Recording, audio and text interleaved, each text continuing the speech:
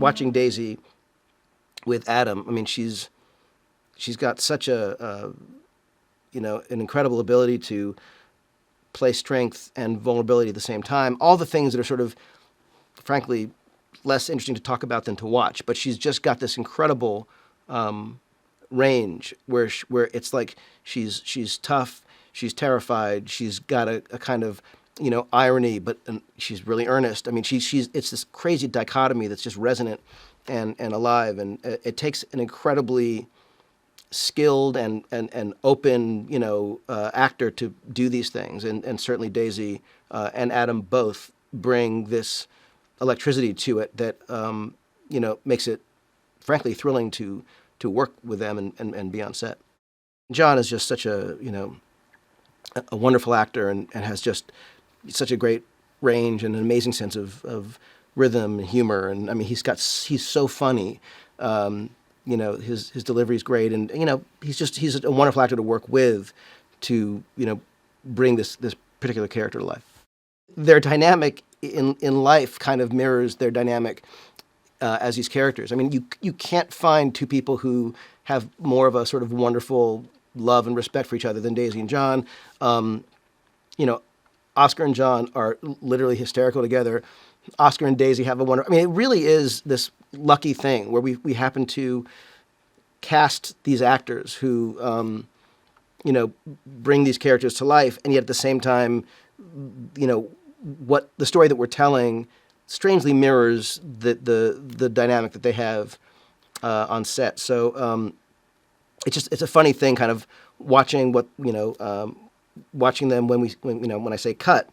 They're sort of still just doing their thing because that's naturally who they are. It's kind of wonderful. For me, getting to watch him conduct, hearing the music that he's written, being part of at all, his remarkable body of work was just an opportunity I could not possibly say no to. And I think when you hear the new cues that he has written for the movie, some of them are just so moving and beautiful. Some are just wonderful, and they're kind of evil and sort of bombast. Some are just crazy, powerful in their energy and tension. And he's just like no other composer. So I can't obviously say enough about the man or his work. And it goes without saying, he's taken everything that we've done and elevated it to be so much more and so much better.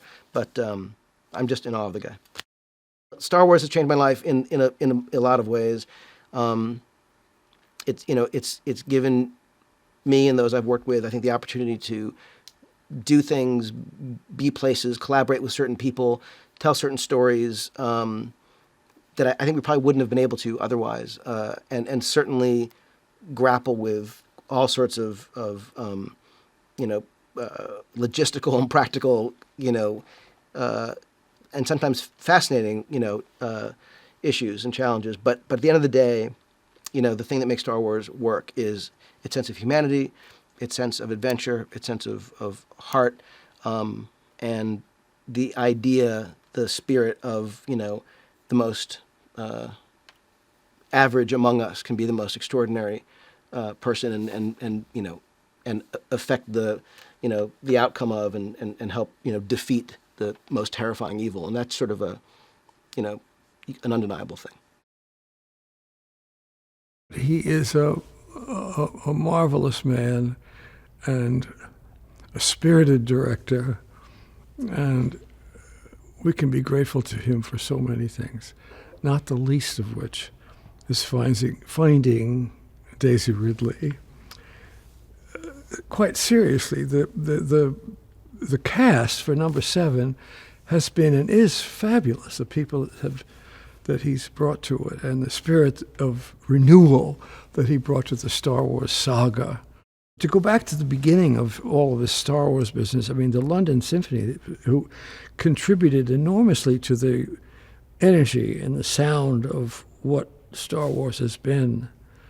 An anecdote which probably will only interest those members in the orchestra at London, but the first day we did Star Wars with the big high C that starts it was the first day that a trumpeter called Maurice Murphy had been admitted as a member to the London Symphony Orchestra.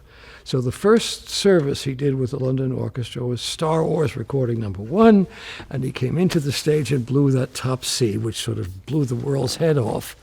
And he's no longer with us, I'm sorry to say, but the story illustrates what energy and virtuosity that these orchestras bring to films in general.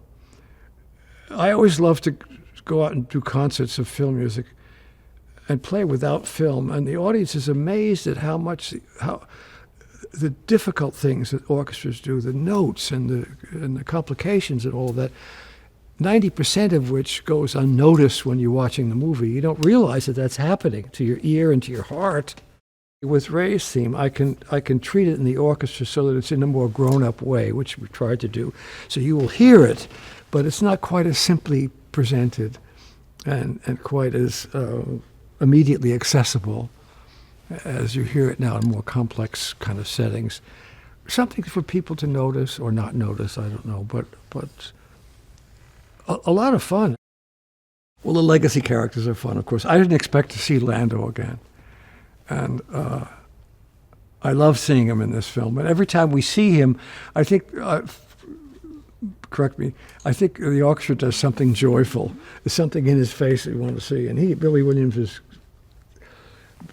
he made a picture with Diane Ross some years ago about Billie Holiday where he was very young and very gorgeous. And he still is, he's still a dream. He talks about giving his love to Leia in the film, and it's delicious. This is a unique opportunity, and it's never happened in the theater and film, whatever, where a composer can keep working on the same corporal, however to think of it, body of work, and continue to add to it. What a privilege is that?